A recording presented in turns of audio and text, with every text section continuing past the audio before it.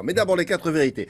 Et ce matin, Caroline Roux reçoit Jean-Christophe Cambadélis, le premier secrétaire du Parti Socialiste. Oui, il a un adversaire sur sa droite depuis hier soir, François Fillon, mais toujours pas de candidat à gauche. C'est du jamais vu. Hier, le Premier ministre a défié François Hollande en expliquant qu'il était prêt pour la présidentielle.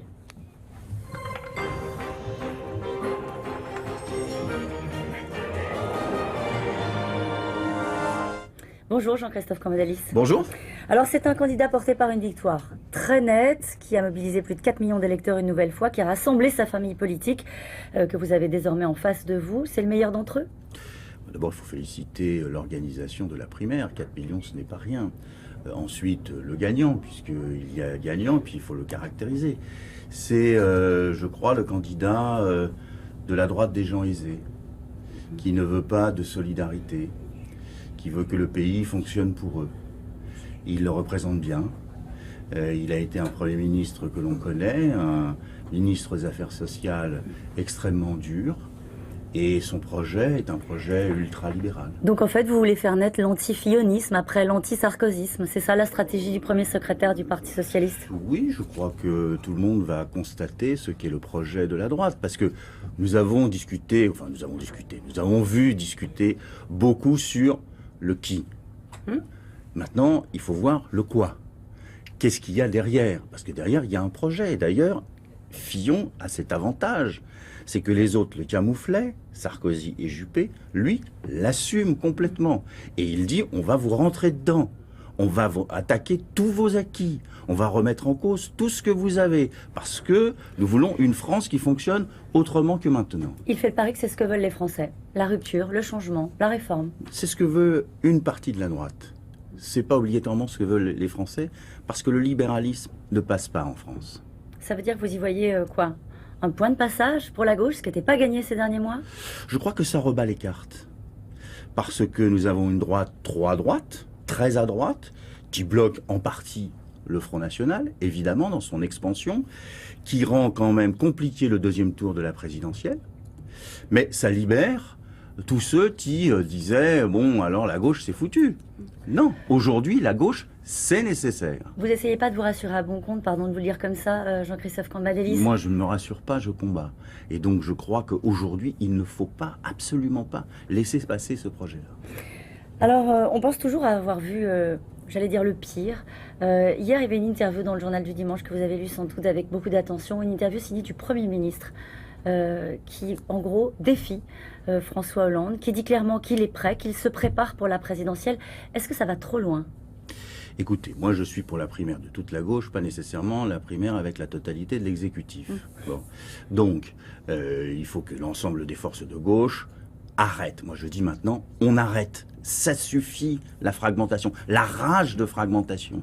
Il y a une espèce de rage qui s'est emparée de la gauche où il faut être le plus divisé possible. Quand on voit ce qu'il arrive, franchement, on devrait être au niveau ou à la hauteur des événements. Deuxièmement, il n'est pas anormal que les socialistes, le Premier ministre comme le Président de la République, s'interrogent sur la meilleure équation pour pouvoir gagner la présidentielle. Mais ça ne peut pas être au prix d'une crise dans l'exécutif. Voilà les deux barrières que je fixe. Discussion, oui. Crise, non. Oui, très bien, on en sort comment ? Parce qu'ils n'ont pas respecté, au fond, les règles que vous fixez ce matin. Ils ont pris les devants. Je les fixe ce matin, ils sont oui, d'accord, peut-être pas en tête avant. Vous avez peut-être bon espoir que ça change les choses. C'est trop tard. Vous avez pas. Aujourd'hui un Premier ministre qui défie le Président de la République. Est-ce qu'on est face à une crise institutionnelle ? Est-ce que le Premier ministre doit quitter ses fonctions ? Non, n'en rajoutons pas. Pour l'instant, personne n'est candidat. Nous sommes dans la discussion, dans la réflexion, et je vous fais le pari que nous terminerons avec un seul candidat de la majorité, on va dire, du Parti Socialiste, qui ira à la bataille contre la minorité et d'autres candidats dans la primaire de la gauche. Pourquoi est-ce que vous êtes si sûr de vous ? Claude Barthelone considère, lui, que Manuel Valls a qu'à y aller à la primaire face à François Hollande. Il le considère. Manuel Valls n'a pas fait un interview dans le JDD en disant « je serai candidat ». Il a simplement indiqué deux choses. Moi, je connais bien Manuel Valls. Manuel Valls, il a deux choses en tête. Un, l'État, et respecter l'État. Deux, que la gauche de gouvernement soit en capacité de concourir à la présidentielle, Alors que parce que fait-il c'est si vous le elle connaissez qui bien fait face. Si vous le connaissez bien, pouvez nous expliquer ce qui est en train de se passer au sommet de l'État, Jean-Christophe Cambadélis? Qu'est-ce qui se passe? Mais simplement une discussion sur celui qui sera le mieux à même Par de journaux porter. interposés. Par journaux interposés parce que vous posez des questions, mais je ferai remarquer que rien d'irréparable a été dit. Enfin, là, on est dans la supputation. On est dans simplement la discussion entre le Premier ministre et le Président de la République, accessoirement le Premier secrétaire, pour savoir comment les choses doivent déboucher. Et elles déboucheront par une seule candidature. Il n'y aura pas de crise de l'exécutif. Je rappelle à tout le monde que nous sommes en état de guerre. Si le Président de la République décidait finalement d'être candidat à la présidentielle, est-ce que cela mettrait un terme à cette discussion au sommet de l'exécutif? Est-ce que institutionnellement, reprenons sur des fondamentaux de la Ve République, est-ce que institutionnellement, sa décision sera souveraine? Il faut revenir à ce que j'ai dit auparavant. C'est au Président de la République de se prononcer. Et c'est à partir du moment où il se sera prononcé que nous pourrons nous organiser, soit avec lui, soit avec un ou une autre candidate. Vous ferez peu importe avec l'un ou l'autre en tant que premier secrétaire de parti. Vous n'avez pas d'état d'âme au fond? Je n'ai aucun état d'âme parce que je n'ai pas vu jusqu'à présent, dans la majorité du Parti socialiste et entre le Président de la République et le Premier ministre, un désaccord politique stratégique. Lequel est en situation? Il y a simplement un désaccord sur l'opportunité. Je ne répondrai pas à cette question puisque ça voudrait dire que ce matin je fais un choix. Donc mon choix, moi, c'est l'unité. C'est pas. Justement. Mais moi, je ne suis pas. Justement, lequel des deux est en capacité de rassembler cette famille atomisée qui est aujourd'hui la gauche? Vous savez, il faut d'abord rassembler l'ensemble de la majorité. Ensuite, il faut rassembler la gauche écologique et sociale. Et enfin, il faut rassembler toute la gauche. Moi, je dis la chose suivante ce matin. Le seul moyen pour la gauche de s'en sortir, c'est de réussir les primaires. Si on rate les primaires, il n'y aura pas de candidat au deuxième tour de la présidentielle. Elles sont mal Donc, parties, c'est un appel à l'électorat de gauche.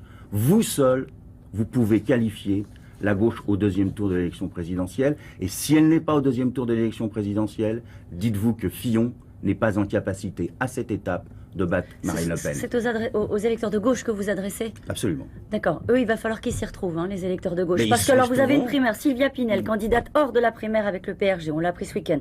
Jean-Luc Mélenchon, candidat hors de la primaire avec le soutien de vos camarades du Parti communiste, on le sait depuis ce week-end. Emmanuel Macron, ancien conseiller, candidat hors de la primaire. À quoi servent les primaires? Eh bien, à désigner le candidat qui sera au deuxième tour. C'est-à-dire le candidat qui a les capacités et l'efficacité et la présidentiabilité pour pouvoir diriger la France. Les autres sont des candidatures que je respecte, mais à cette étape de témoignage, personne ne gagne, personne n'est qualifié au deuxième tour. On ne peut plus croire les sondages, mais ce que nous avons aujourd'hui, c'est que personne n'est qualifié. Donc, Vous les aviez rêvés comme ça, les primaires? Vous les aviez rêvés comme ça? J'avais rêvé que les primaires soient plus unitaires que cela. Je constate une nouvelle fois qu'il y a une rage de fragmentation dans la gauche. Je la déplore et je la combats. Et donc le seul moyen de la surmonter, c'est qu'il y ait une prière, on va la faire, et une primaire massive. Une dernière question, est-ce que c'est un devoir pour le président de la République de se présenter? Je ne pense pas les choses comme cela. Le président de la République doit réfléchir à ce qui est le plus utile pour le pays et pour la gauche. Merci beaucoup Jean-Christophe Cambadélis.